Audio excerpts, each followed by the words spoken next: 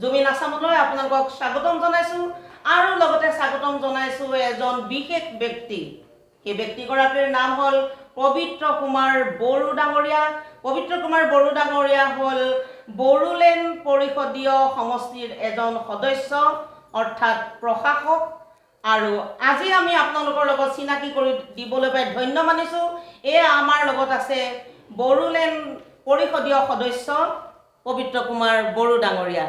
পবিত্ৰ কুমাৰ বড়ো ডাঙৰীয়া, আপোনাক আমাৰ অনুষ্ঠানলৈ স্বাগতম জনাইছোঁ আৰু আশা ৰাখিছোঁ আমাৰ দৰ্শকে আপোনাৰ লগত কথা পাতি আনন্দ অনুভৱ কৰিব। জমিন আছামলৈ ধন্যবাদ থাকিল। হয়, স্বাগতম আপোনাক জনালোঁ। আৰু আমি ৰাইজক জনাব বিচাৰিছোঁ আপোনাৰ সম্বন্ধীয়, আপুনি সমাজলৈ ৰাইজৰ মাজলৈ যিখিনি অৰিহণা আপুনি আগবঢ়াই আছে, কেৱল আপুনি এজন ৰাজনৈতিক ব্যক্তিয়ে নহয়, আপুনি এজন সামাজিক ব্যক্তি, সমাজকৰ্মী। আপোনালোকে বড়োলেণ্ড টেৰিটৰিয়েল কাউন্সিলৰ তৰফৰ পৰা ইতিমধ্যে বড়োলেণ্ডত ৰাইজক সেৱা কৰাৰ উপৰিও সমগ্ৰ অসমতে সেৱা আগবঢ়াই আহিছে। আজি যোৱাকালি ৰাতিও আপুনি আহিছে বুলি জানিছোঁ ধেমাজিৰ পৰা, বান বিধ্বস্ত অঞ্চল পৰিভ্ৰমণ কৰি বান বিধ্বস্ত অঞ্চলৰ ৰাইজক সেৱা কৰি। আৰু তেনে এজন ব্যক্তিক আজি জুমিন আছামত আমি পৰিচয় দিবলৈ পাই, ৰাইজৰ ওচৰলৈ লৈ আনিবলৈ পাই আমি সঁচাকৈ আনন্দিত হৈছোঁ। আমাৰ প্ৰথম প্ৰশ্ন, আপুনি কেতিয়াৰে পৰা এনেধৰণে, মই পলিটিকেল কথাখিনিলৈ পিছত যাম, প্ৰথম সামাজিক কৰ্মী হিচাপে কেতিয়াৰ পৰা আপুনি আপোনাৰ এই কৰ্মৰাজি আৰম্ভ কৰিলে? নমস্কাৰ। মই প্ৰথমতে মানে যিটো বড়োলেণ্ড মুভমেণ্ট হৈ আছিলে সেই সময়তে বড়োলেণ্ড মানে লিবাৰেশ্যন টাইগাৰ BLTতে আছিলোঁ মই। তাত প্ৰথমতে হিচাপে জিলাৰ কামাণ্ডাৰ হিচাপে আছিলোঁ। তাৰপিছৰ পৰা মই এগ্ৰিমেণ্টটো আমাৰ 2003 10 ফেব্ৰুৱাৰী মানে চুক্তি হৈছিলে BTC। তাৰপিছত মই প্ৰথম যিটো নিৰ্বাচন 5 চনত হৈছিলে, 2005 চনত, এই নিৰ্বাচনত মই নিৰ্বাচন খেলা নাই।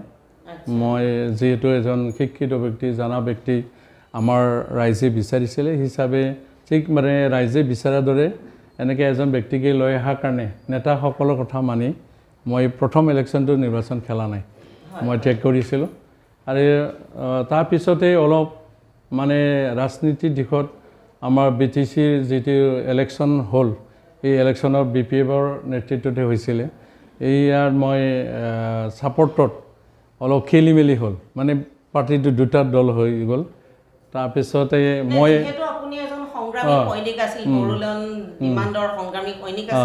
তাৰপিছত 15 বছৰ শাসন কৰিলে আপোনালোকৰ সংগ্ৰামৰে এটা পাৰ্টে, এতিয়া আকৌ দ্বিতীয় এটা পাৰ্ট আহিল। এই ক্ষেত্ৰত আপুনি মানে কেনেধৰণে আগবাঢ়িলে? মই ক'ব বিচাৰোঁ দুইটা পক্ষৰ লগতে জড়িত, কেনেধৰণে আপুনি ছেপাৰেশ্যনটোলৈ আগবাঢ়ি গুচি গ'ল? ছেপাৰেশ্যন মানে প্ৰথম ষ্টেপততো মই ইলেকশ্যনটো নেখেলোঁ, মানে 10 চনত মই ইলেকশ্যন খেলিলোঁ। 10 চনৰ ইলেকশ্যন খেলি মই জয়ী হ'লোঁ। নিৰ্দলীয় হিচাপে খেলিছিলোঁ। নিৰ্দলীয় হিচাপে খেলি মই মই বিচৰা নাই, মই নিৰ্দলীয় হিচাপে খেলিছিলোঁ চাইকেল ছবি লৈ কেনে। সেই হিচাপে মই মানে 14,665টা ভোট লৈ মই জিতিছোঁ। অনলি ফৰ এজন সংগ্ৰামী সৈনিকে টিকেট নিবিচাৰিলে বা নেপালে সেইটো পিছৰ কথা। তেখেত যে জনপ্ৰিয় এজন ব্যক্তি, পপুলাৰ যে এজন ব্যক্তি, তাৰ প্ৰমাণ দাঙি ধৰিলে। নিৰ্দলীয় হিচাপে নিৰ্বাচনত অৱতীৰ্ণ হৈ 14,000 কিমানটা ভোটত তেখেত জয়ী হৈছিল। আমি স্বাগতম জনাইছোঁ। তাৰপিছত মানে সমষ্টিৰ উন্নয়নৰ কাৰণে ৰাইজে মোক মানে কিবা কৰিলে যে আপুনি ৰাজ্যত যদি কাম কৰিব লাগে তেনেহ'লে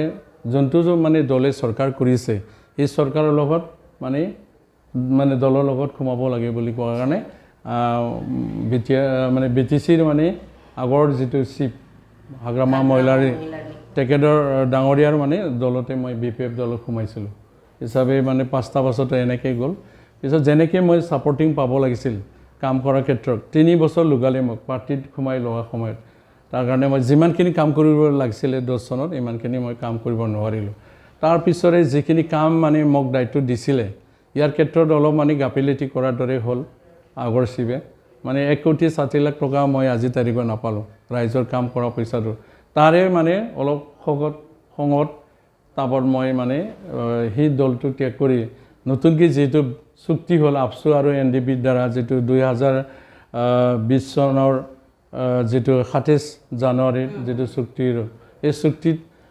মানে মই সাপোৰ্ট কৰি আৰ যেহেতু মাননীয় প্ৰমোদ ডাঙৰিয়া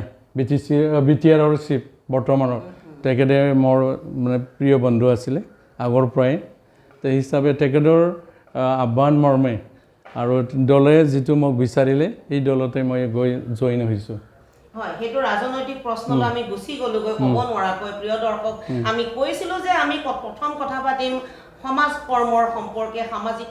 কৰ্মী হিচাপে পবিত্ৰ কুমাৰ বড়ো ডাঙৰীয়া কেনেকৈ আগবাঢ়িছিলে আমাৰ হাতত ইতিমধ্যে আপোনালোকৰ এখন কাৰ্ড আহি পৰিছে এটা পাব্লিচিটি কাৰ্ড ৰিচিং দা আনৰিচ সেইটো আমাৰ মাননীয় চিফ মহোদয়ে আমাৰ বিটিআৰ অঞ্চলৰ যিমানখিনি একদম মানে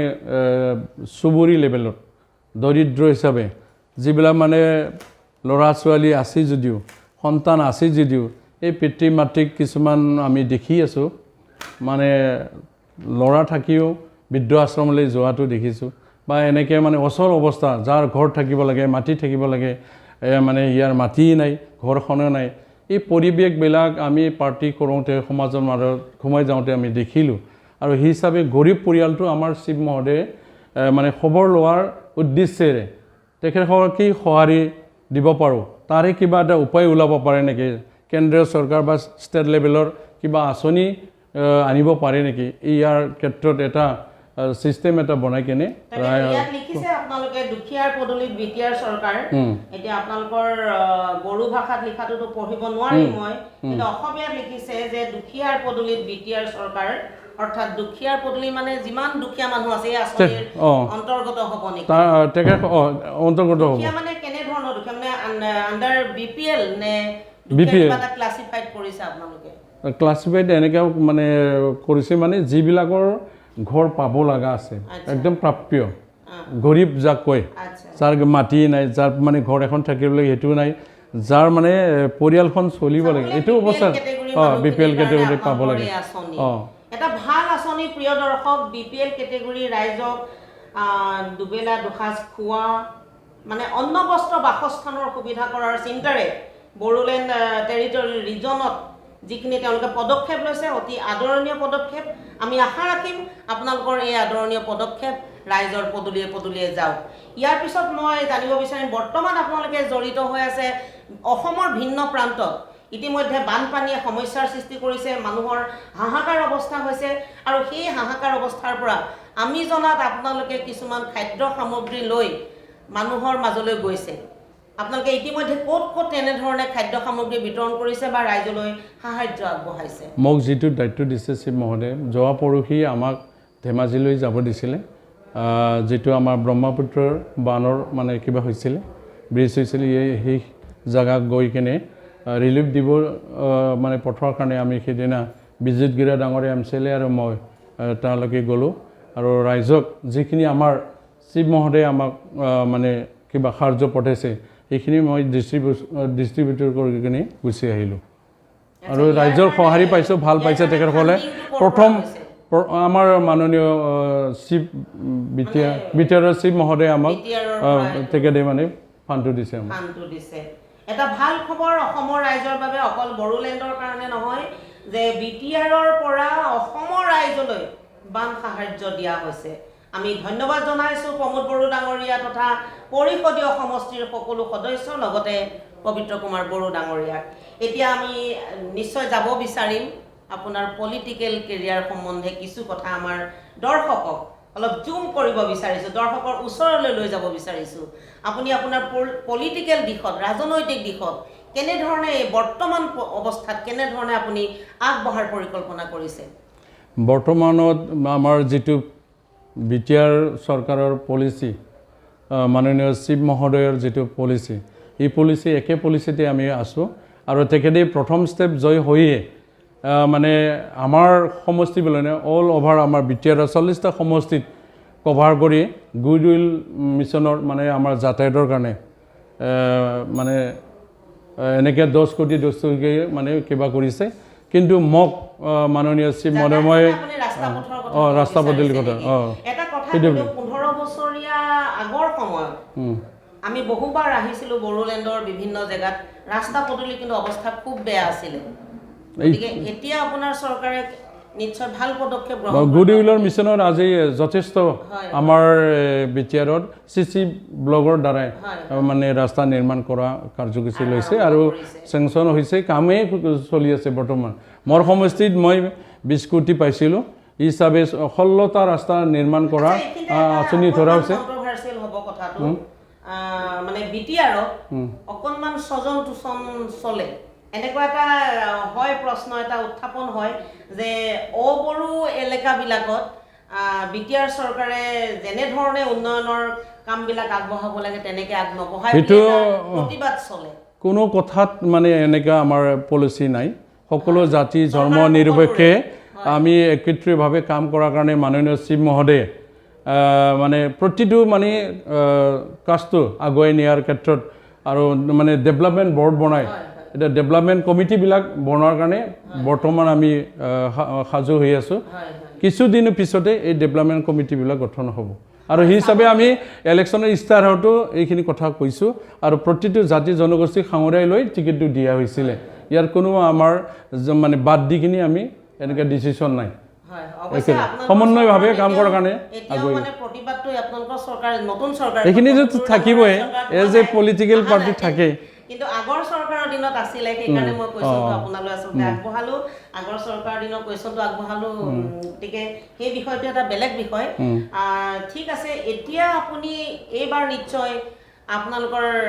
যিকেইটা সমষ্টি বিধানসভাৰ সমষ্টি আপোনালোকৰ কেইটা সমষ্টি আছে ইয়াতে মোৰ মানে বিটিআৰত কেইটা বিধানসভা এনে 12টা আছে 12টা সমষ্টি এবাৰ আপুনি তেনেকুৱা কিবা পৰিকল্পনা মোৰ নাই আমাৰ যেহেতু তামোলপুৰ মোৰ সেই সপোন নাই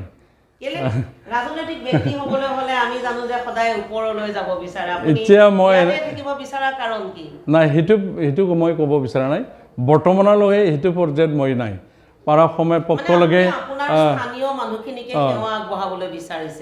যে মানে সময়ে ক'ব মই এতিয়া মোৰ বহুত শিকিব লগা আছে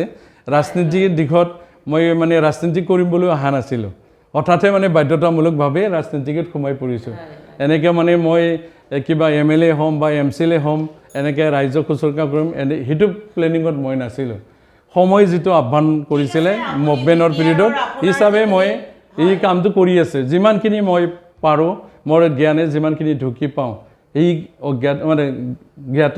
যিখিনি মোৰ আছে এইখিনি মই কৰি যাম বুলি ভাবিছোঁ হয় ধন্যবাদ আপোনাৰ যিখিনি কৰণীয় নিশ্চয় আপুনি আপোনাৰ পৰিষদীয় সমষ্টি এলেকাটোত নিশ্চয় কৰি আছে সেই সম্পৰ্কে আমাৰ দৰ্শকক কিছু জনাব নেকি আমাৰ যদি আমাৰ কেমেৰা পাৰ্চনক মই অনুৰোধ জনাম আপোনাৰ সেই কৰ্মখিনি আমাৰ কেমেৰাত ধৰি আমাৰ দৰ্শকলৈ অকল আপোনাৰ কথাখিনি আমি এতিয়া জুম কৰি আছোঁ আপোনাৰ কৰ্মৰাজিকো আমি জুম কৰা দৰকাৰ দৰ্শকৰ ওচৰলৈ লৈ যোৱা দৰকাৰ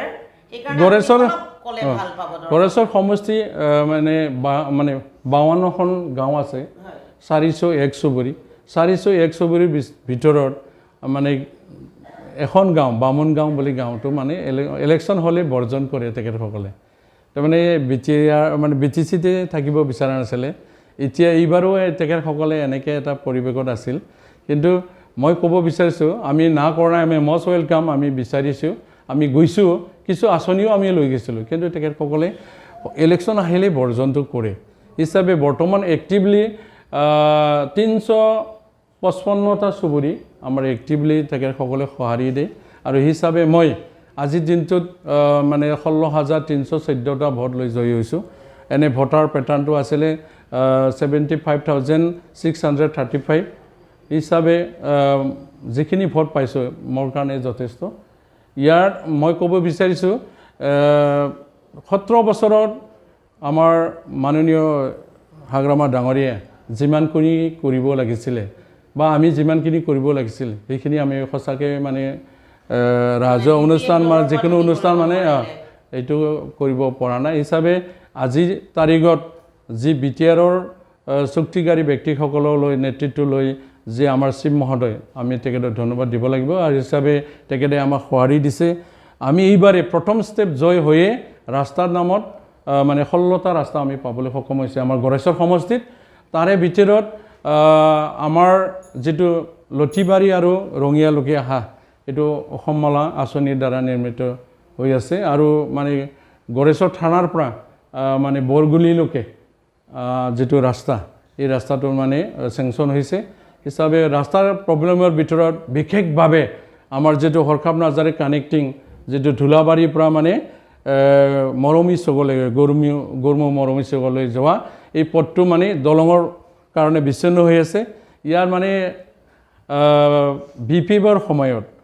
10 চনতে মানে কিবা 10 চন নহয় এই মানে 5 চনত নিৰ্বাচনৰ সময়তে ইয়াত আধাকিলা স্থাপন কৰিছিলে হাগ্ৰামাৰ ডাঙৰীয়াই মানে এক্স-চিএম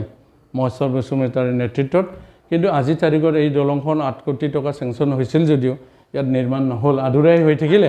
আচ্ছা এই দলংখন আমি নিৰ্মাণ কৰাৰ কাৰণে এইবাৰ আমি টাৰ্গেট লৈছোঁ আৰু হিচাপে ৰাজ্যক ঘোষণাও কৰিছিলে ইলেকশ্যনত এইটো আমাৰ চেণ্ট্ৰেল ফাণ্ডটো পালে আমি নিশ্চয় নিৰ্মাণ কৰাৰ আঁচনি এটা